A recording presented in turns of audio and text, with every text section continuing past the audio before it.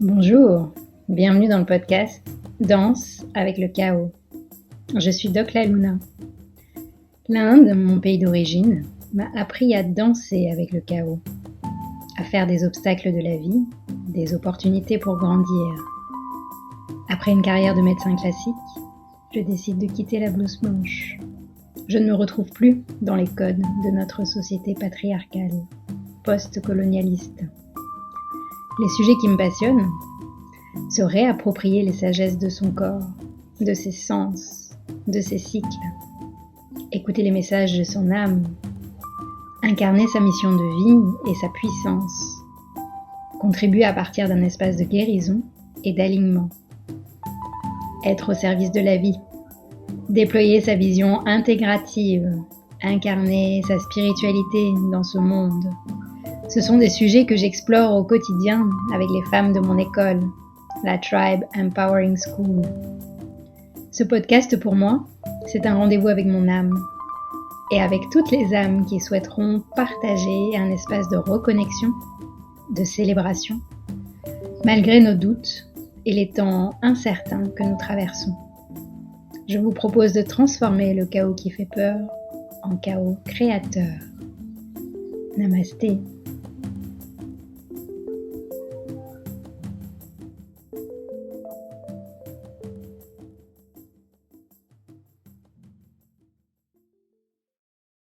Check.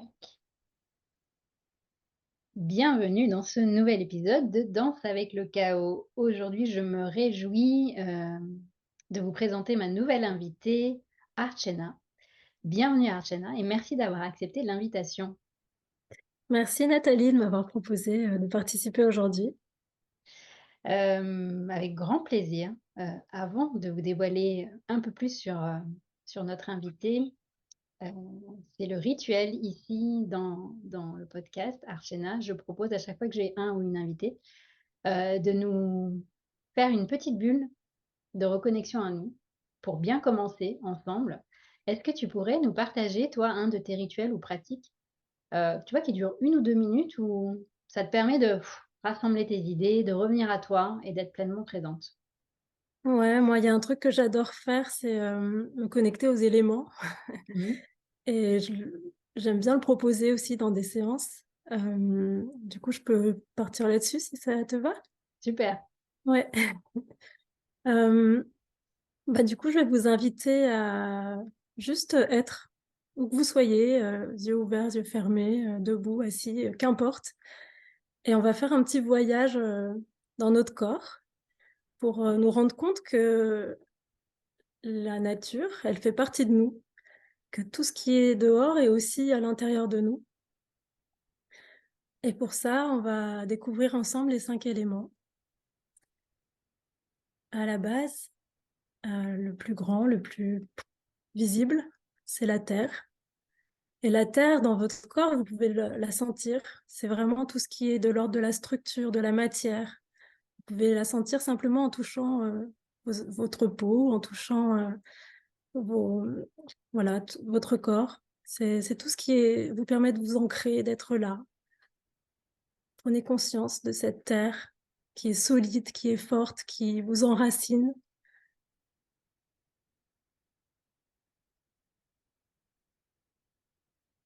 Prenez le temps de l'accueillir,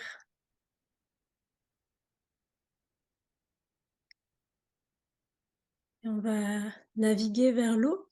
L'eau qui est l'élément qui coule en nous sans cesse, qui est partout sur terre, qui nous permet de retrouver, du mouvement, de la fluidité.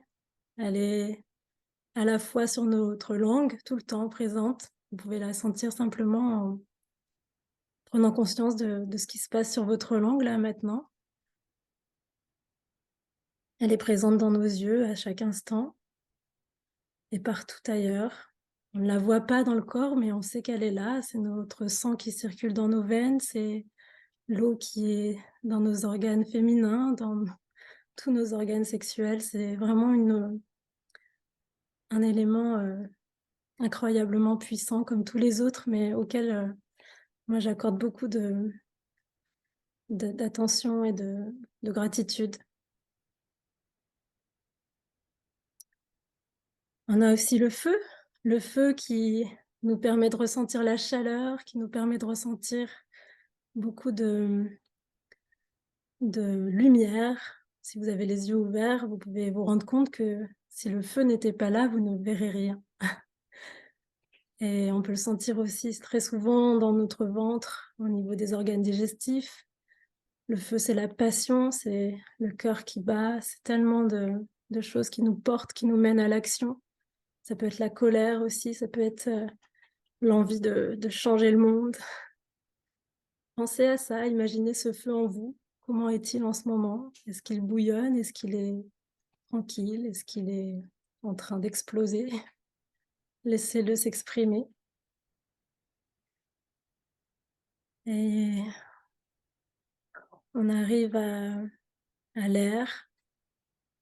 L'air, c'est l'élément très subtil qu'on ressent simplement et tellement subtilement quand on respire.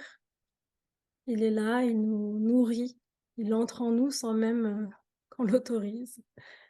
Il, euh, il est vital, il est merveilleux, il nous permet de bouger, de nous envoler, d'avoir des idées folles. C'est l'élément qui nous permet vraiment de nourrir la créativité.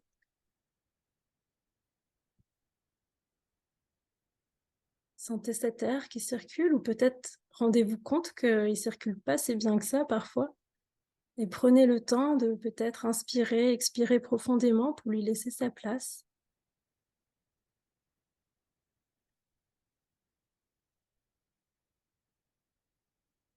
Et tout doucement, on arrive à la fin de notre voyage pour le moment. C'est le dernier élément qui est l'espace ou l'éther, quelque chose d'encore plus léger que l'air, encore plus invisible. Mais c'est le champ des possibles. L'espace, c'est la grandeur, c'est tout ce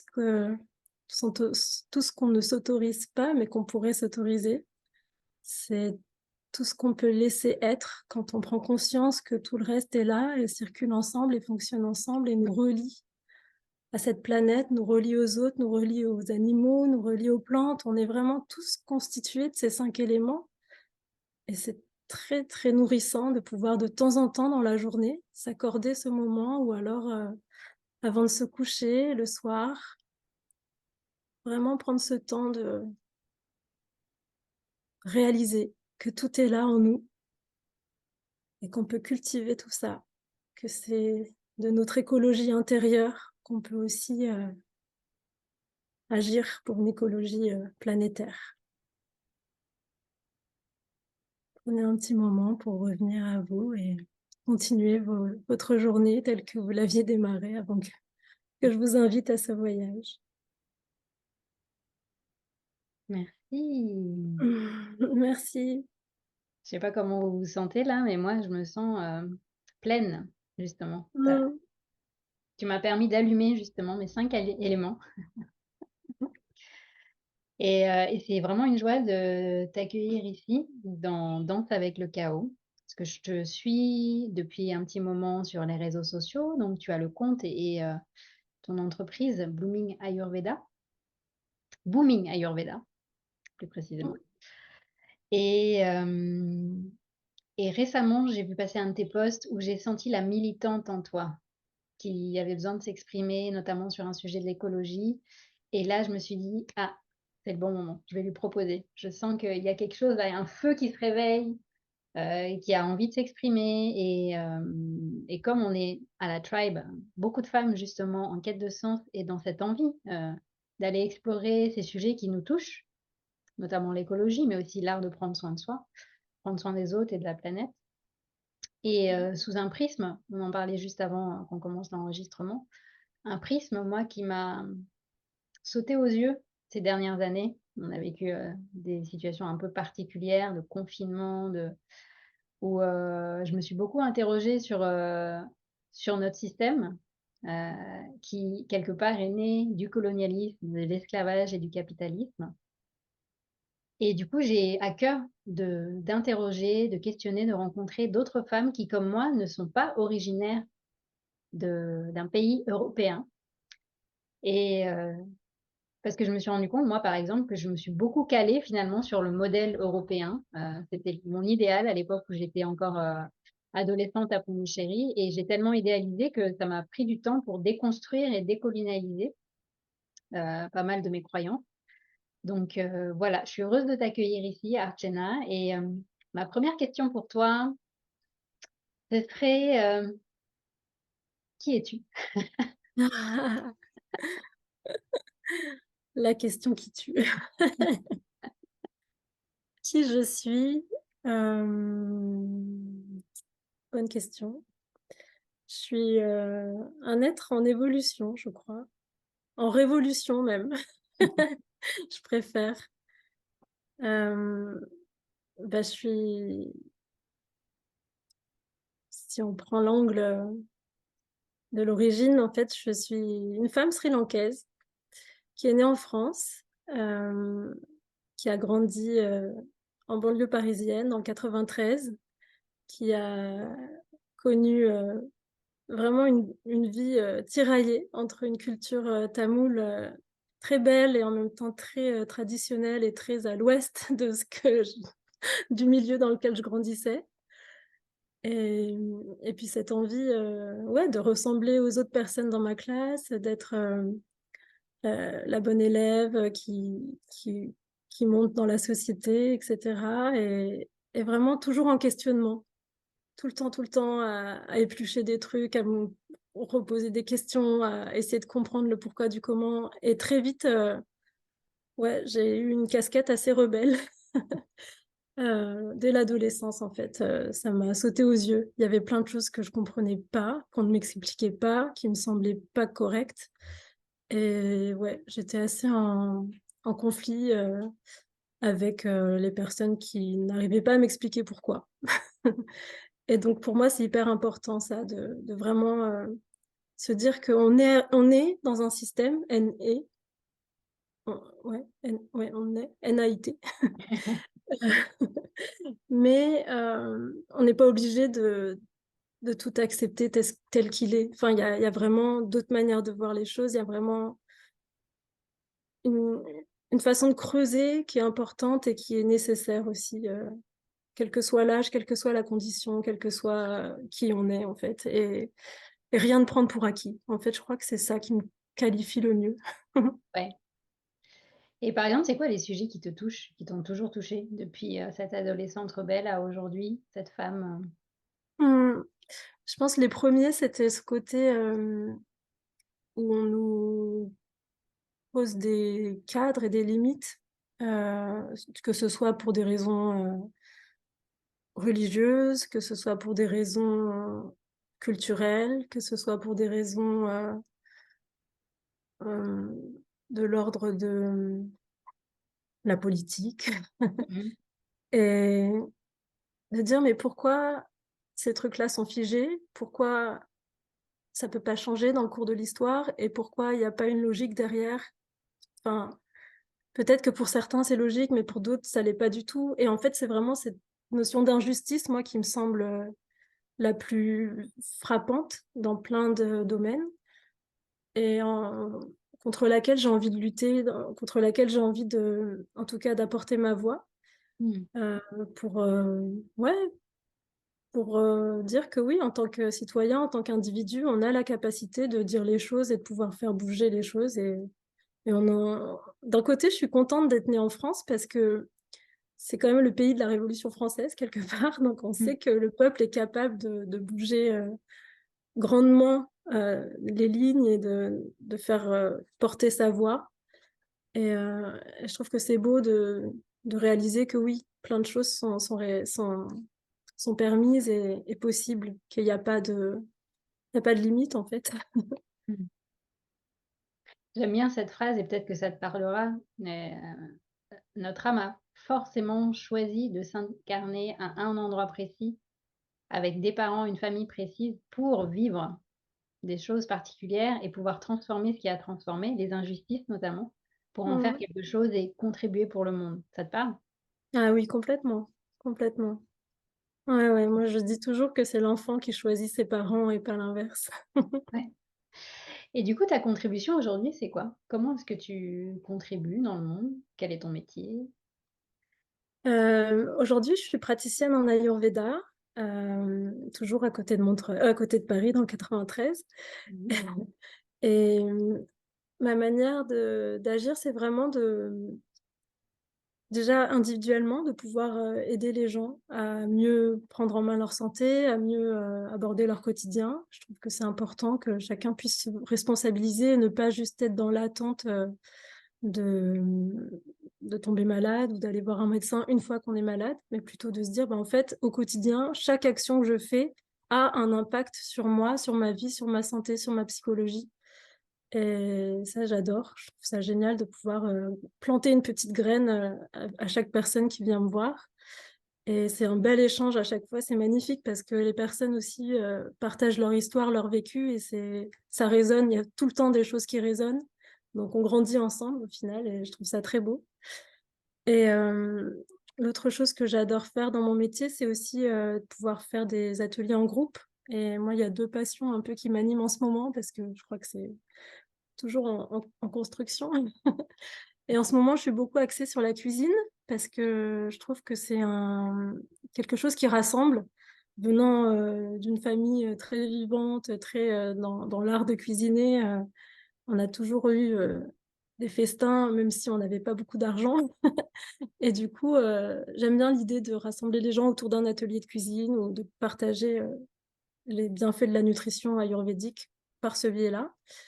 Et aussi par le biais de retraites avec d'autres pratiques, que ce soit du yoga ou de la danse intuitive qui me parle de plus en plus aussi et qui m'appelle encore.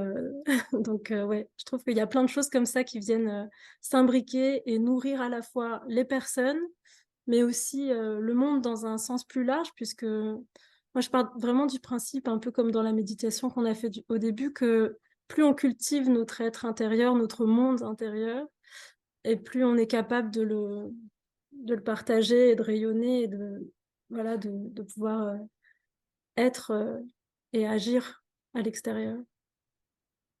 Mm. Merci pour ton partage et merci pour ta contribution, ça donne envie. En plus, les retraites, tu les proposes, en général en dehors de Paris, dans des lieux de nature. Oui, tout à Heu, fait.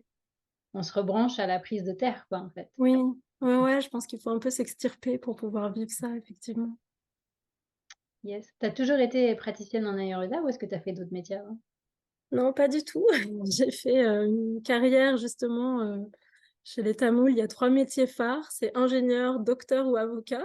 Oui, je connais ça aussi. Donc, Avec bon, l'accent tamoul, c'est engineer, doctor ou lawyer. ouais, c'est trop marrant. Et du coup, bah, moi j'aimais bien les maths, donc j'ai pris ingénieur. Et j'ai fait ça pendant presque 13 ans, il me semble, pour un grand groupe français entre Paris et New York. C'était une autre vie, quoi. Ingénieur Et en quoi? en informatique. Enfin, je Ah. faisais de la gestion de projet en informatique, donc un Mmh. milieu assez masculin, assez dynamique, très en mode voilà. Euh, et très vite, ouais, je me suis quand même posé des questions. Mais comme j'étais dans ce moule de, je sais pas, de quelque chose dans lequel on m'avait lancé, dans lequel mes parents étaient fiers, enfin, il y avait vraiment ce truc-là qui m'empêchait un peu de sortir de ça. Et je me suis cherchée pendant très longtemps. Et en fait, au bout d'un moment, j'ai fait non, mais stop.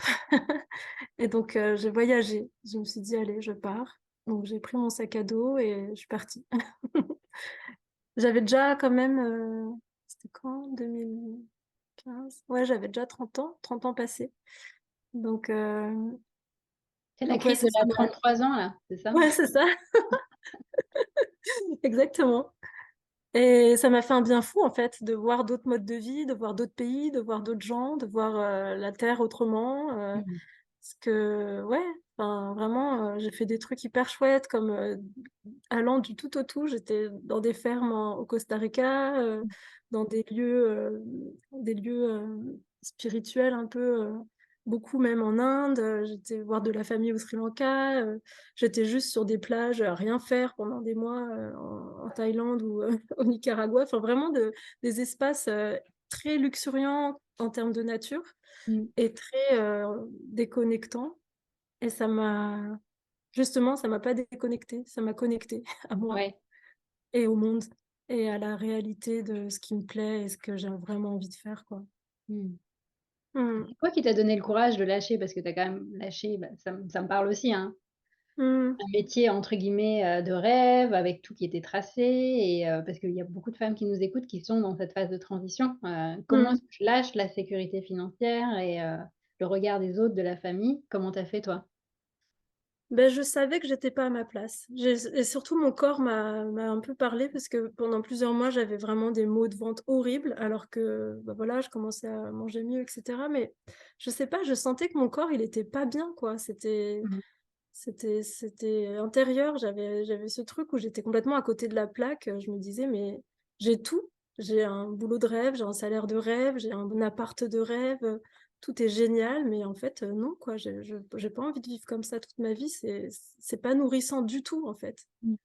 Et même si, franchement, il y a des gens géniaux dans ces boîtes-là, il y a des âmes magnifiques. Enfin, j'ai fait des très belles rencontres.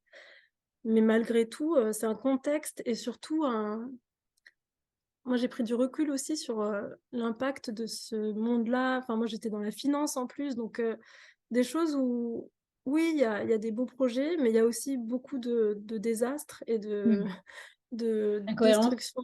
Ouais, d'incohérence. Et en fait, Mmh. je m'y retrouvais pas. Donc, c'était vraiment une espèce de déclic comme ça, très physique au début, qui m'a poussée à lâcher et à me dire, allez, c'est bon, quoi. Ouais. Mm. Et du coup, tu t'es lancée dans l'Ayurveda donc à la suite de ce voyage, Ouais, à la suite de ça, je suis revenue un peu par contre dans le métier parce que voilà, il fallait payer le loyer et tout. Mais ouais. pendant ce temps, je me suis formée. Effectivement, Mmh. j'ai pris le temps de me former et très vite, ouais, j'ai quitté et je me suis lancée dans l'Ayurveda après de Mmh. manière ouais, très apaisée en fait, parce que je savais que même si je changeais du tout au tout, j'étais beaucoup plus alignée finalement. Ouais. Et je savais que ça me nourrissait, je savais que j'étais bien et j'avais une confiance incroyable dans la vie aussi. Parce Mmh. qu'avoir passé des mois à méditer, avoir été en contact, de personnes, clairement éveillées, enfin, Mmh. c'était incroyable aussi comme expérience d'aller dans des ashrams en Inde et de pouvoir, simplement s'asseoir à côté d'une personne qui a quelque chose d'incroyable dans son aura et ouais, c'était chouette de pouvoir, vivre ces moments-là et de prendre un toute autre, dimension de la vie, en fait. Ouais et ça m'émeut quand j'en reparle. Je me dis: «C'est vraiment Bah, on sent une chance». et puis ça moi je te demande, il est où le livre? Partage ton histoire. Ouais, c'est une bonne idée. Ou peut-être le film, peut-être que c'est par un autre média aussi que ça peut passer. Mmh. Bah, en tout cas, merci pour ton partage et une autre chose que j'aime beaucoup, que j'ai vu sur ton compte, Ayurveda activiste. Mmh.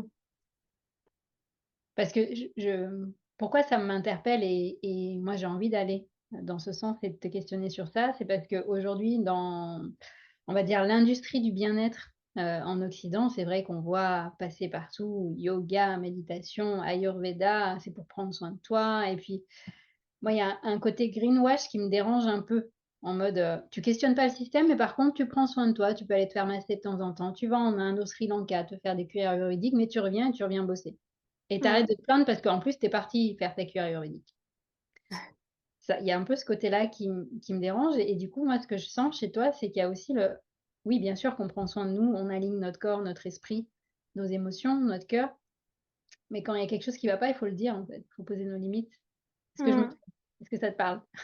Ouais, merci de me poser la question. Tu es la première à tiquer sur ça et c'est cool parce que, ouais, moi, je trouve que c'est très décevant, en fait, tout ce monde du bien-être. Moi, je suis un peu dégoûtée, de voir à quel point il y a des trucs, incroyablement chers et incroyablement, à l'opposé pour moi d'une démarche écologique et d'une démarche, bienveillante parce que finalement, c'est que du business dans beaucoup de cas.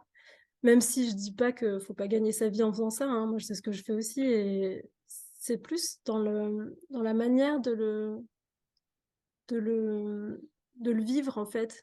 Pour moi, on peut faire de l'activisme en en étant dans une démarche de paix, de propager la paix, de propager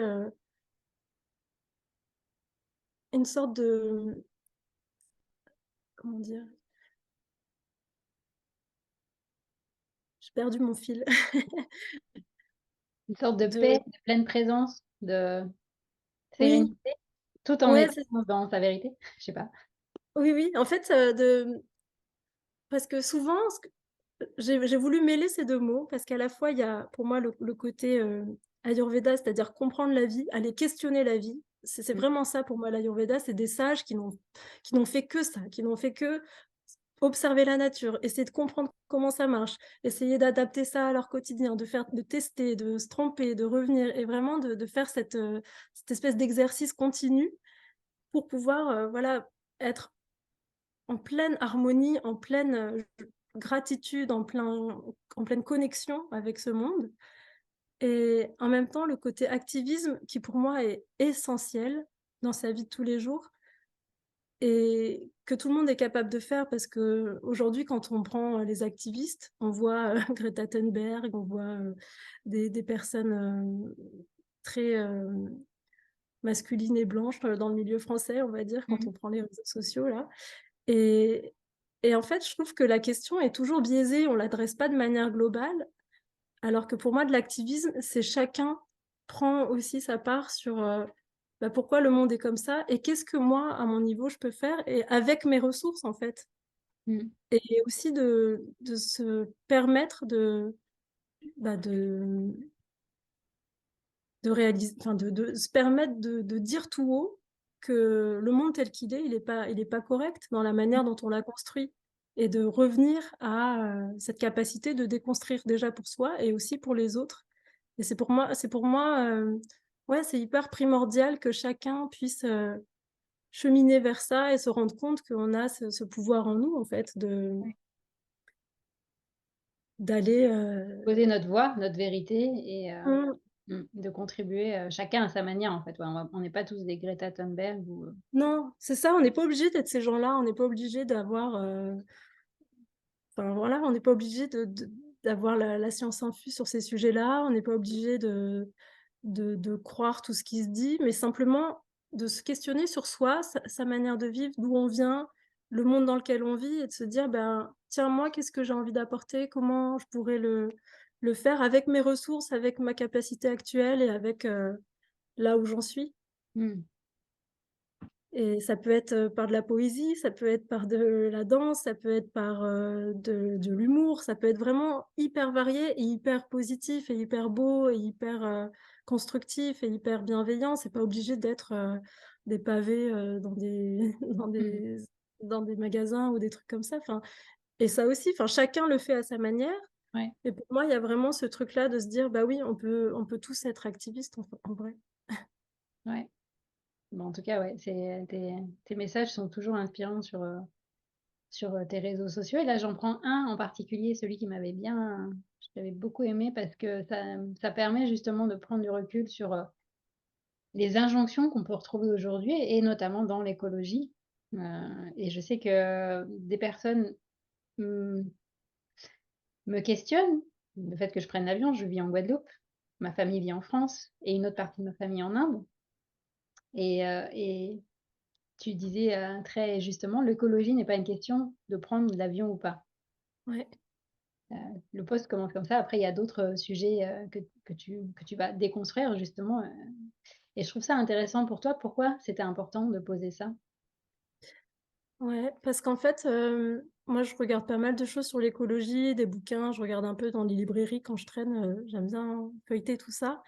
Et souvent, je trouve que on culpabilise l'individu, on dit que tout est de notre faute, ou on essaye de remettre les pions à cet endroit-là, et comme si on était tous dans le même panier. Mm. Alors que en réalité, on vient pas tous de la même histoire. Et quand on prend du recul sur l'histoire du monde, on se rend compte que on n'en serait pas là s'il n'y avait pas eu de colonisation, s'il n'y avait pas eu de racisme ambiant, s'il n'y avait pas eu de patriarcat, s'il n'y avait pas eu de capitalisme.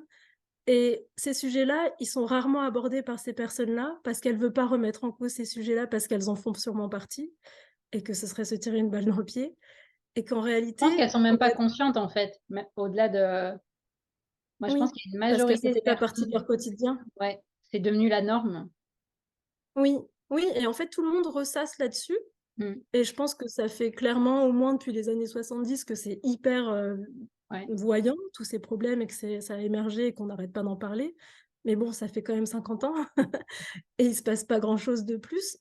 Mais c'est pire en pire, en fait. On fait de la 5G, on construit des trucs à tout va, on détruit de plus en plus. Enfin, à quel moment on va s'arrêter, en fait? À quel moment on va se dire: «Mais peut-être qu'il faut arrêter de mettre la faute sur les gens et changer des trucs plus radicaux à la racine des choses, en fait», et se dire: «Mais peut-être qu'on devrait arrêter, de polluer autant de manière globale». Enfin, il y a plein de choses où les gens n'ouvrent pas les yeux sur les vrais problèmes et moi, ça m'énerve quand on dit: «Arrêtez de prendre l'avion», parce qu'une personne qui a toute sa famille en Inde, bah, je suis désolée, elle a besoin de prendre l'avion, sinon elle se Mmh, coupe, d'un amour incroyable et c'est la pire chose qu'on puisse lui faire, quoi. ouais. Et de culpabiliser là-dessus, je trouve ça super moche parce que, bah, je reçois des personnes qui sont vraiment mal avec ça, quoi, et qui n'arrivent pas à à dédramatiser et qui en presque en souffrent de manière, Mmh, bah, c'est quasiment de la dépression, en fait, qu'on est en train de créer chez les ouais. individus et c'est pas le but. Le problème, il est planétaire, on est tous dans le même panier, on va tous, sûrement mourir, s'il se passe un truc horrible et au lieu de se tirer des balles, les uns sur les autres, on devrait plutôt réfléchir à, bah, comment on peut, re remettre sur la table les vrais problèmes. Donc Mmh, la colonisation a eu lieu, on est conscient, ça s'est passé, on a merdé et comment on peut rétablir des choses, redonner bah, redonner de la justice dans tout ça, finalement. mmh. Et pareil avec le patriarcat, pareil avec le capitalisme, donc c'est des grands chantiers évidemment. Ouais. Mais je pense que plus on sera à le dire et plus on sera nombreux à mettre nos 2 pieds dans le plat là, Mmh. pour faire, ouais, du poids et ben, ça pour moi je suis assez convaincue qu'on les voix portent, les voix, se font entendre et qu'il y a toujours moyen d'améliorer les choses et de faire bouger les choses. Mmh, ouais.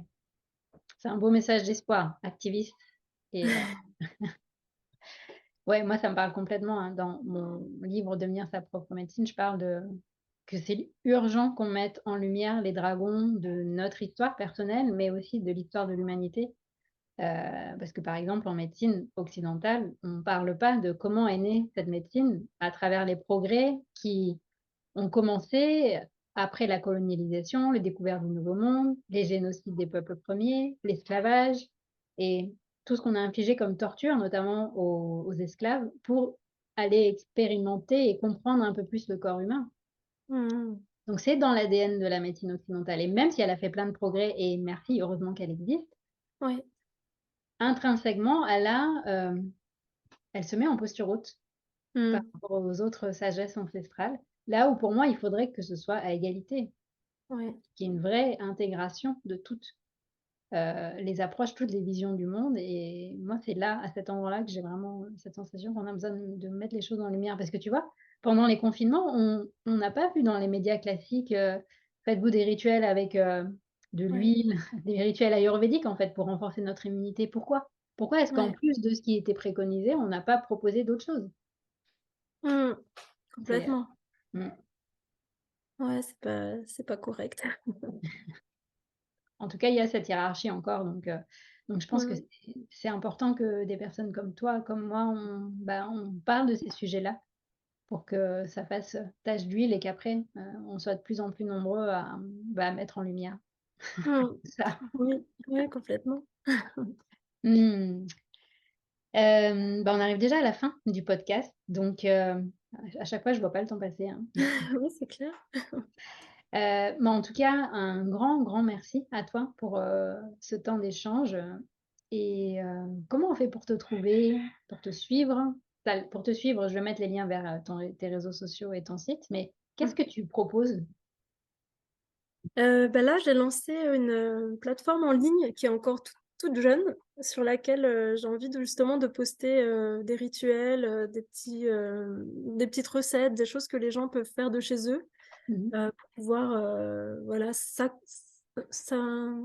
s'accaparer, enfin inviter l'Ayurveda chez soi, Mmh. comprendre un peu mieux ce que c'est, ne pas se dire que c'est quelque chose de lointain et compliqué parce que c'est pas le cas. C'est vraiment une manière, de vivre qui est très simple et très joyeuse et très reliée à ce qu'on mange, à ce qu'on sent, à ce qu'on enfin vraiment à tous nos sens, Mmh. d'éveiller tout ça. Donc c'est une plateforme qui s'appelle la Boomin Vida School. Elle sera en ligne, ouais, assez rapidement et il y aura, tous les mois, je pense, un petit programme sur un sujet, Mmh. que je suis en train de construire. Et après, il y a mes retraites aussi, j'en fais une par trimestre à peu près Mmh. et mon cabinet qui est à Montreuil, si jamais il y Tu a des reçois en personnes dans le coin. individuel aussi? Mmh, tout à fait. OK, donc on va mettre tous les liens, pour que Ouais, vous puissiez, aller plus loin avec Archana dans le monde, de l'Ayurveda, inspirant et activiste. mmh, c'est ça. Un grand, grand merci à toi. Merci beaucoup de m'avoir invitée, d'avoir pu partager ce moment. Qu'est-ce qu'on peut te souhaiter? Waouh! Hem,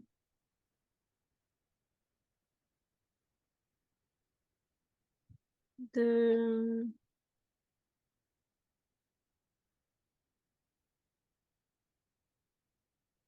d'honorer,